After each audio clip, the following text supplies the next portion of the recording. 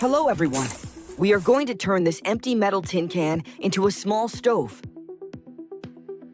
Drill a hole in the bottom of the can.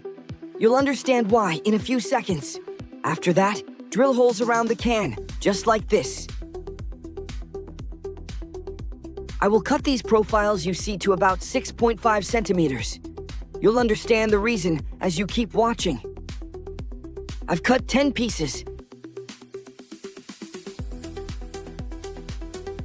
And now I'm going to drill a hole in the exact center of all of them.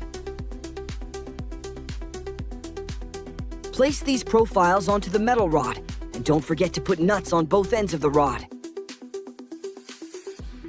Yes, as you can see, we place the layered profiles inside the can, pass the rod through the hole we made in the can, and secure it tightly with a nut. Then, as you can see, you can make an L-shaped metal bracket like this to keep the small stove elevated.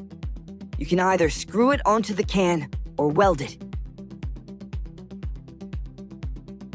Place the center drilled metal piece on top of an empty small glass jar and gently bend the metal inward.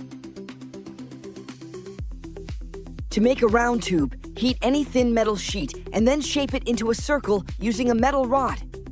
After that, pass it through the hole in the center of the metal piece on top of the jar. Pass the rope through the hole and leave the excess part inside the jar. Then pour the flammable liquid into the jar and light the end of the rope. And as you can see, after waiting a short while, you'll notice that this DIY invention both gives off heat and can be used like a stove.